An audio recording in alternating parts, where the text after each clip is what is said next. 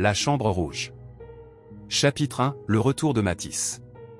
Mathis, 32 ans, revient dans la vieille maison de sa tante décédée, en plein cœur de la campagne normande. Il n'y a pas mis les pieds depuis ses 9 ans. Un seul souvenir lui reste de cette époque, un avertissement murmuré par sa tante alors qu'il jouait dans les couloirs. Ne va jamais dans la chambre rouge. Il pensait que c'était une manière de le dissuader d'explorer. Mais maintenant qu'il est adulte, il veut comprendre. Il découvre que la chambre est bien là, à l'étage, porte close, sans poignée. Chapitre 2. Une pièce condamnée. La maison est silencieuse, enveloppée d'humidité. Lorsqu'il explore le grenier, Mathis trouve un trousseau de vieilles clés rouillées, dont une est peinte en rouge. La nuit tombée, poussé par une curiosité sourde, il essaie la clé dans la porte. Elle tourne. La pièce est vide. Les murs sont peints d'un rouge sombre, écaillé. Il n'y a pas de fenêtre. Juste un lit à barreaux, un miroir ancien et une chaise en bois tournée face au mur. Quand Mathis fait un pas à l'intérieur, l'air devient glacial. Il cligne des yeux et le miroir reflète une autre version de lui-même. Sale, amaigri, le regard fou. Il referme la porte brutalement. Et cette nuit-là, il rêve d'un enfant enfermé dans une pièce rouge, hurlant à s'en déchirer la gorge. Chapitre 3. Le journal. Le lendemain, Mathis fouille les archives dans le bureau de sa tante. Il trouve un journal poussiéreux. Les dernières pages, rédigées d'une écriture tremblante, répètent la même phrase. Il est toujours là. Il ne veut pas partir. Il m'a fait croire qu'il était mon fils. Et plus bas. Le miroir ne reflète pas ce que tu es. Il montre ce que lui veut te voler. Mathis retourne dans la chambre rouge. Le miroir est brisé, mais la silhouette de son double y est encore. Il ne bouge pas. Il regarde. Chapitre 4. L'échange. Les nuits deviennent angoissantes. Mathis commence à perdre la notion du temps. Il voit son reflet bouger indépendamment de ses gestes. Il entend des chuchotements dans la maison. On frappe à la porte de sa chambre, mais quand il ouvre, rien. Une nuit, le miroir est réparé. Et son reflet lui sourit. Chapitre 5. Le rituel inversé. Pris de panique, Mathis retourne dans les archives. Il découvre que sa tante avait tenté un exorcisme ancien, un renvoi d'âme. Il s'agit d'un rituel consistant à détruire un miroir hanté, en y enfermant une âme humaine vivante à la place du démon. Il comprend que sa tante avait enfermé quelqu'un dans le miroir pour s'en protéger. Mais ce n'était pas le démon. C'était son propre fils. Et maintenant, l'entité attend une nouvelle victime pour sortir. Chapitre 6. Le dernier regard. Mathis, en proie à des hallucinations, commence à voir le reflet vivre sa vie à sa place, il dort dans son lit, mange à sa table, sourit à sa propre image dans le miroir. Un soir, alors qu'il tente de briser le miroir avec un marteau, sa main traverse le verre. De l'autre côté, son reflet lui tend la main. Derrière, la chambre rouge est infinie, sans mur. Des dizaines d'autres miroirs y flottent, chacun contenant un visage hurlant. Il hurle et tente de se retirer. Trop tard. Épilogue, l'œil du miroir. Quelques semaines plus tard, un cousin de Mathis hérite de la maison. Lorsqu'il entre dans la chambre rouge, il la trouve vide, sauf pour un vieux miroir poussiéreux dans lequel il aperçoit, brièvement, un homme frappant le verre de l'intérieur. Mais le reflet du cousin, lui, sourit calmement. Et ferme la porte.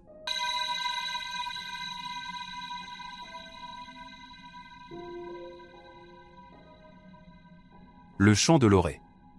Chapitre 1. Prologue, une mélodie oubliée. Personne n'allait plus dans la forêt de l'orée depuis l'hiver 1983. Pas depuis que les 3 enfants du village avaient disparu, guidés par une étrange mélodie que personne n'entendait, sauf eux. Le seul indice retrouvé fut un petit dictaphone abandonné, enfoncé dans la mousse, diffusant encore une voix féminine à peine audible qui fredonnait, et puis, un cri strident, inhumain, suivi d'un silence définitif. Chapitre 2. Présent, retour aux racines. Camille, 29 ans, musicienne et citadine désabusée, revient dans son village natal pour vider la maison de sa grand-mère, récemment décédée. Le lieu est figé dans le temps. Parmi les objets poussiéreux, elle trouve une boîte à musique ancienne, gravée d'un symbole étrange, un œil stylisé, percé d'une clé de sol. Quand elle la remonte, la boîte joue une mélodie douce, hypnotisante, que Camille reconnaît sans savoir pourquoi. Cette nuit-là, elle fait un rêve. Elle est dans une forêt noire, pieds nus sur des feuilles humides. Au loin, une voix féminine fredonne l'air de la boîte à musique. Camille s'avance, et voit des enfants qui marchent, yeux vides, vers un arbre gigantesque dont les branches bougent comme des bras. Elle se réveille, trempée de sueur. Chapitre 3, l'appel. Les jours suivants, Camille commence à entendre la mélodie même lorsque la boîte n'est pas remontée. Pire, parfois, elle croit l'entendre jouer à l'envers. Un soir, alors qu'elle travaille dans le grenier, elle trouve un vieux carnet appartenant à sa grand-mère. Il est rempli de notes sur un chant de l'orée et des symboles ésotériques. Un passage attire son attention. La musique est un lien. Certaines mélodies ouvrent des portes. Celle de l'orée ne doit jamais être chantée en entier. Elle appelle quelque chose. Quelque chose d'ancien. Camille croit à une obsession sénile, jusqu'à ce qu'elle trouve une vieille cassette audio, datée de 1983. Elle la passe dans un lecteur. Des bruits de forêt. Une voix d'enfant. Maman ? Elle est là. Elle chante encore. Puis un murmure féminin proche du micro. Venez. Et un cri, identique à celui retrouvé sur la bande policière des enfants disparus. Chapitre 4, le rituel de l'arbre creux. La mélodie hante désormais Camille. Quand elle ferme les yeux, elle voit l'arbre. Elle entend les pleurs d'enfants. Un matin, poussée par une impulsion qu'elle ne contrôle pas, elle retourne dans la forêt. Celle-ci est étrangement silencieuse. Aucun oiseau. Aucun vent. Elle retrouve un vieux sentier couvert de lierre. Il l'amène à une clairière où trône un arbre colossal, creux et noirci, comme brûlé de l'intérieur. Autour, des dizaines de petits objets d'enfants, peluches, baskets, bracelets, pourrissant lentement. Elle s'approche. Le tronc palpite doucement, comme s'il respirait. Et soudain, la mélodie se joue, depuis l'intérieur de l'arbre. Une main d'enfant sort du tronc. Chapitre 5. L'offrande. Camille recule, mais ses pieds ne lui obéissent plus. La mélodie s'intensifie dans sa tête, comme si elle y était implantée. Autour d'elle, les silhouettes des enfants disparus apparaissent, translucides, le regard vide. Ils murmurent tous en chœur. Chante. Termine la chanson. Libère-nous. Camille comprend alors, la chanson doit être jouée jusqu'au bout pour ouvrir le passage entre les mondes. Mais elle sait aussi que ce n'est pas pour libérer les enfants. C'est pour laisser entrer autre chose. Elle résiste. Elle se bouche les oreilles. Hurle. Mais sa bouche chante seule. Une note finale résonne, grave, presque caverneuse. Le sol tremble. L'arbre se fend en deux. Une créature immense, décharnée, sans visage mais dotée d'une bouche béante sur le torse, en sort lentement. Chapitre 6, silence dans l'orée. On retrouva la maison de Camille vide, la boîte à musique posée sur la table, fermée. Le village entier jure ne plus jamais retourner dans la forêt. Pourtant, certains soirs d'automne, quand le vent souffle de l'est, on peut entendre, très faiblement, une berceuse. Et un cri.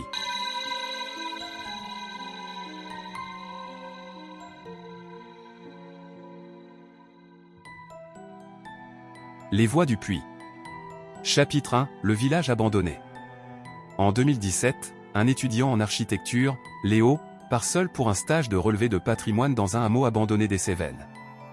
Le lieu s'appelle Valmourgue, et aucune carte ne le mentionne plus depuis 1959.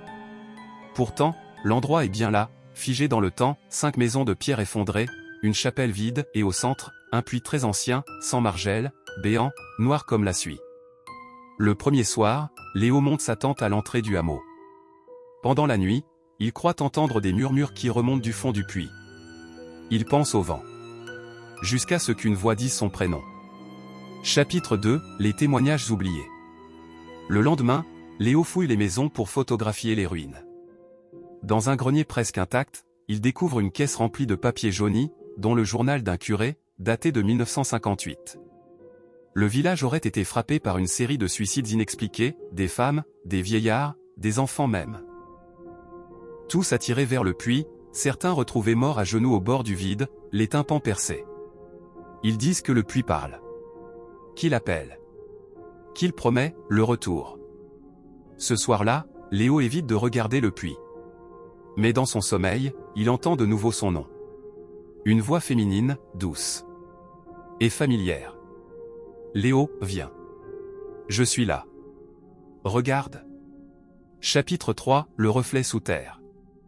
Le troisième jour, Léo descend avec sa lampe frontale pour prendre des mesures du puits. Il y attache une caméra GoPro à une corde et la fait descendre lentement.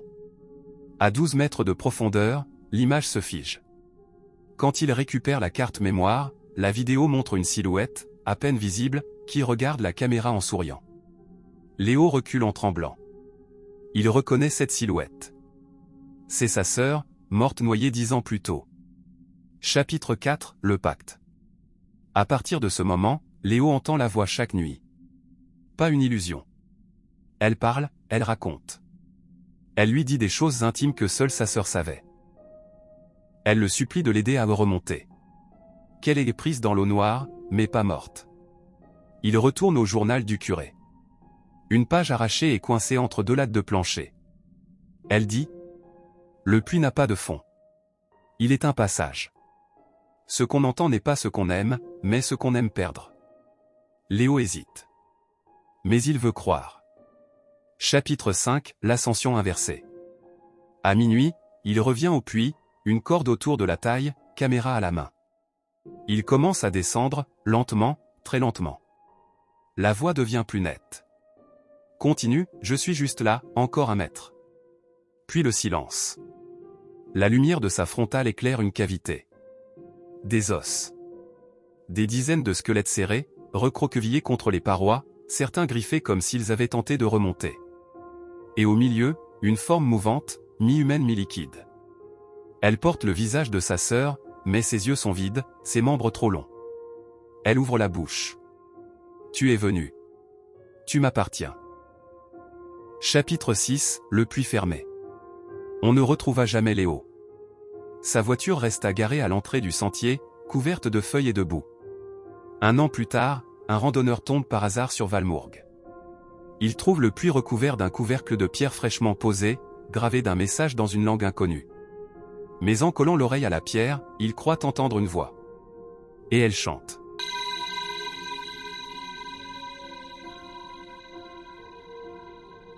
Ne joue pas à minuit.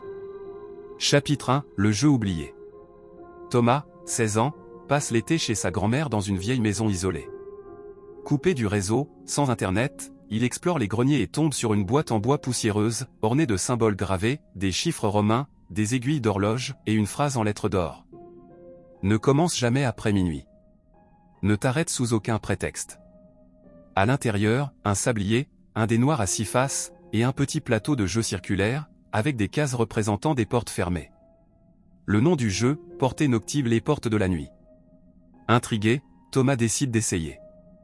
Chapitre 2, le premier lancé. Il attend la nuit. À minuit 3, il commence une partie seul, posant le dé sur le plateau et le lançant. Il fait 3. La première case s'éclaire faiblement, une porte noire s'ouvre. Une voix chuchote, à peine audible. Première porte, l'ombre entre. Une sensation de froid le traverse. Il entend grincer la vieille maison. Puis, des pas à l'étage. Il est censé être seul. Il pense à une coïncidence. Mais quand il regarde le plateau, le pion qu'il n'a jamais posé est passé à la case suivante. Chapitre 3, règle numéro 2. Le lendemain, Thomas essaie de reposer le jeu dans le grenier, mais la boîte est revenue sur sa table de chevet le soir même. Il trouve, gravé sous le plateau, une inscription qu'il n'avait pas vue avant. Si tu commences, tu dois finir. Sinon, ils sortent. Cette nuit-là, il tente d'ignorer la boîte. Mais à minuit pile, elle s'ouvre toute seule. Le déroule sur le bois. 5. Une deuxième porte s'ouvre. Cette fois, le miroir de la salle de bain se fend. Une silhouette y passe, trop grande, déformée, rampante. Thomas court vérifier. Dans le miroir, il se voit, mais son reflet le fixe sans cligner des yeux. Et ne reproduit pas ses gestes. Chapitre 4, Jeu mortel. Thomas cherche à comprendre. Il fouille la maison, retrouve dans la cave un carton contenant d'anciens journaux. Une coupure attire son attention, 2 enfants retrouvés morts dans la maison, jeu de société suspecté. Aucun parent n'a survécu. Daté de 1967. La photo montre la même boîte. Il tente de la brûler. Elle réapparaît. Il tente de fuir. La route fait une boucle et revient à la maison. À chaque nuit, le jeu continue sans lui. Le déroule. Les portes s'ouvrent. Et la maison change. Les murs se rapprochent. L'air devient plus lourd. Des bruits d'ongles qui raclent les cloisons se font entendre. Quelqu'un, ou quelque chose, cherche à entrer. Chapitre 5, la dernière porte. Il ne reste qu'une case sur le plateau. Minuit. Le sablier s'inverse tout seul. Le déroule. 6. La dernière porte s'ouvre. La voix n'est plus un murmure. Elle hurle. Tu as perdu. Maintenant, c'est à toi de jouer. La maison devient noire. Les murs suintent. Thomas entend sa propre voix, venue d'ailleurs.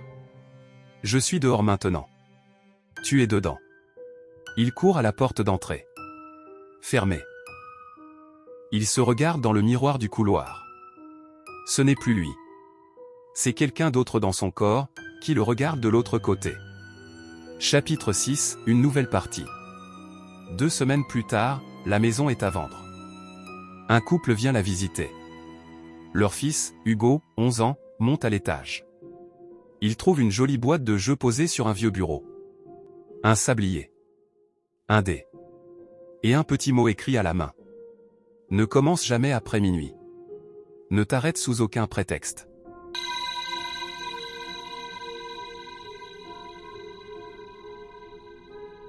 La 13e marche. Chapitre 1, une maison trop calme. Chloé, 28 ans, emménage seule dans une vieille maison de village achetée à bas prix dans le Jura. Une bâtisse en pierre, charmante mais un peu décrépite.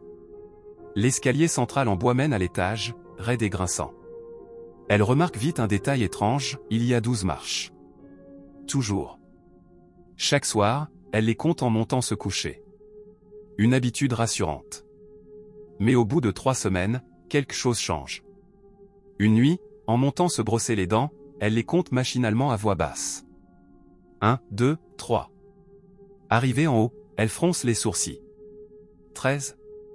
Chapitre 2, l'erreur. Le lendemain, en plein jour, elle recompte 12 marches. Elle rigole.